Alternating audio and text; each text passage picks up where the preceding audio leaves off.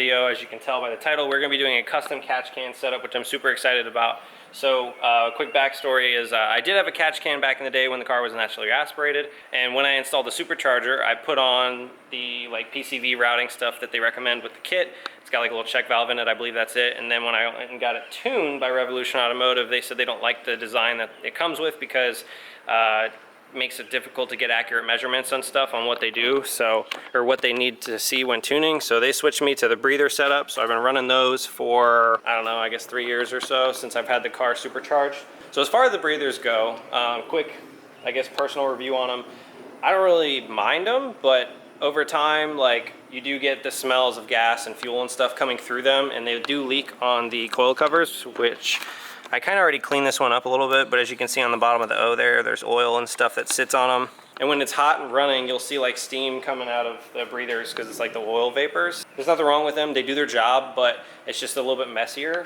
So after having the breathers on the car for like, I don't know, 2-3 years, however long it is now, there's nothing wrong with them, like I said, but I just kind of was tired of the like oil vapors and stuff coming through, just because one, it's messy, and I do like to take the car to shows and things, and when I do that, you know, I prefer the oil not be all over the coil covers. And two, like, it just kind of smells from time to time, which is not the worst thing ever, but, you know, if I don't have to smell it, I'd rather not. So I finally decided, after, you know, looking around and stuff, none of the retailers out there really have quite the exact design I was looking for, and then you always have to deal with, well, this retailer says they're the best because blah, blah, blah, and then it's just a lot of back and forth, and they all like to bash each other's companies, which particularly not like the biggest fan of. So that being said, you know, I did my research. I understand how the PCV stuff works. The whole purpose behind it is that you're ventilating crankcase pressure as you're spinning up the motor. You know, there's all that stuff going on inside of it, and it develops pressure within inside the bottom of the motor, and that needs to be ventilated so that the motor can, you know, run properly. So when you run like the PCV relief setup and stuff, usually it goes from the coil covers, right, the top of the heads, into the manifold. Now, when you run boost, you're putting pressure into the manifold. So typically, on a naturally aspirated setup, it doesn't really matter because you're ventilating the crankcase into the manifold, right? And so vacuum on the manifold naturally pulls it out. So that's fine.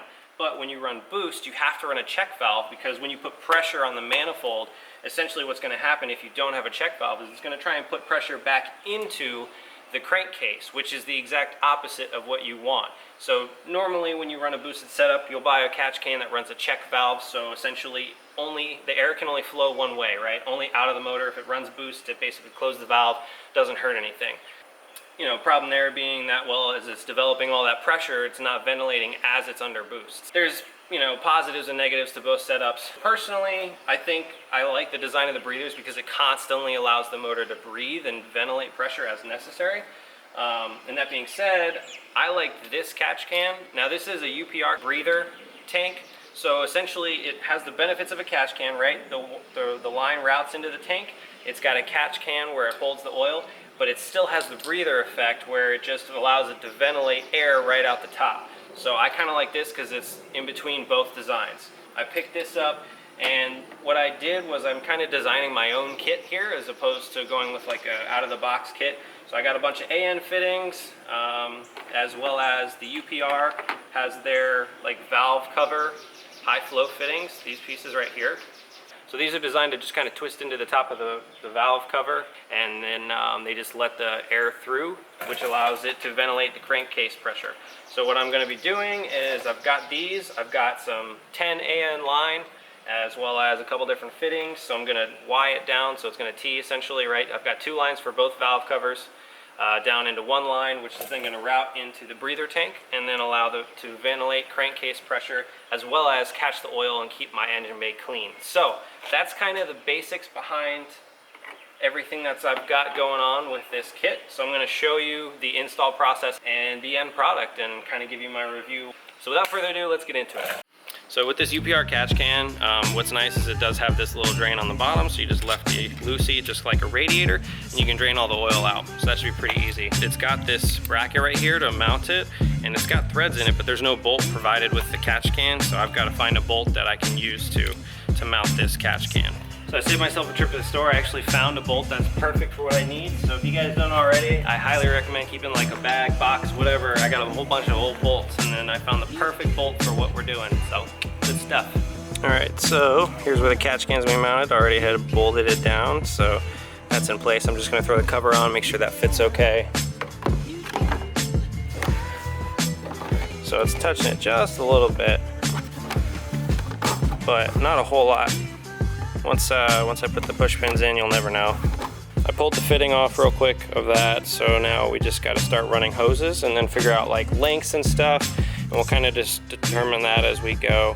So this is the PCV ventilation piece, like what goes into the valve cover. It's just like a screw-in type deal. So you can see it's just got those simple threads. There you go. So that just twists into the valve cover.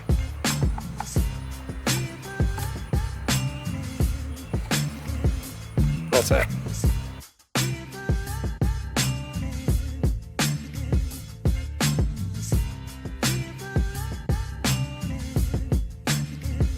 So what's cool about the PCV vent case breather things that UPR sells is they come with like little set screws and this tiny little Allen key, and I couldn't even begin to tell you what size this is. It's literally like the size of a sewing needle.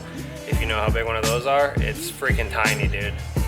But it fits in there, and I guess the intent is to help secure the PCV fitting so that it doesn't, you know, come loose.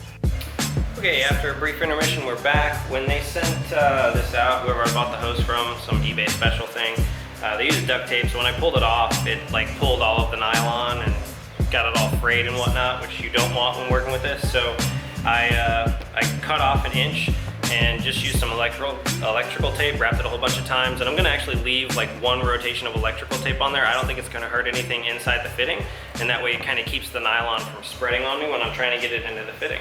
So let's give this another shot.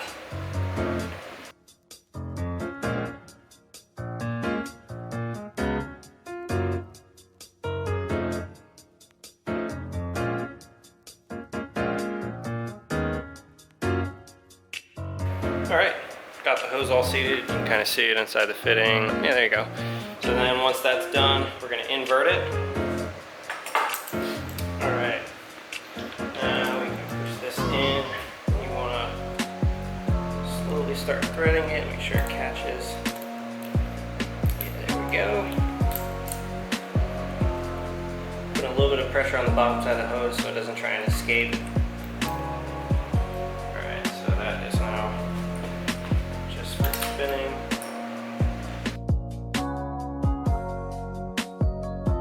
There we go. That's nice and tight. This can now go into place. I'm going to cut the other side so that it gets ready to go for the Y fitting. And I'm going to go ahead and do like the rest of the AN assembly and stuff off camera now that I've shown you guys one. Obviously it's a little bit of a time consuming process, so just to speed up video purposes, I'll catch up with you once all the lines and fittings are assembled and ready to go on the car. All right guys, so we are all wrapped up, so I figure I'll go ahead and show you guys the finished product, where I routed everything, how it's all designed and set up, and then we'll give it a start so you can kind of see it running. All right, so on our passenger PCV, we have the 90-degree fitting. So it wraps around the back side. We have this Y fitting right here, and that's where it meets up with the driver's side 90-degree fitting right there, tees down into one line, which then routes over to our catch can right here.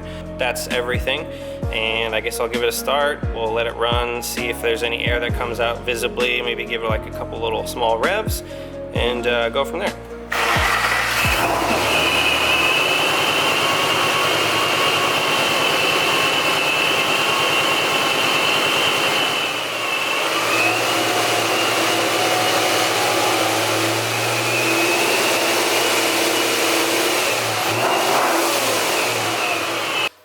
That's a wrap. Everything seems to be good. It's definitely venting like it's supposed to be. I stuck my nose down and smelled next to the breather, and it smelled pretty awful, so it's good. Oil smell. It'll just be a matter of driving a couple hundred miles and then pulling the tank, see if I can get anything out of it or not. and we'll be able to tell how much it's leaking or not. Kind of a good determination of, you know, how much blow-by we have. Yeah, the more blow-by you have, the worse off the motor is, in case you didn't know. So, again guys, I just, not to throw any shade at any specific companies out there, I think that they're all honestly doing great jobs with their kits. There wasn't any particular one that really fit the bill for what I was looking for, like precisely. MMR, they actually offer like a catch can kit, and they rate it for like different horsepower amounts depending on like, you know, how, like what the lines are and everything like that. That's how they determine, okay, it's 1,000 horsepower rated, whatever. So I based my kit off of that. I found UPR, they have a single or double inlet on the catch can. I opted for just a single inlet. Based on the MMR ratings, this design should be, with the 10AN fittings and line, should be rated to probably like 800 or 1,000 horsepower, I think it was.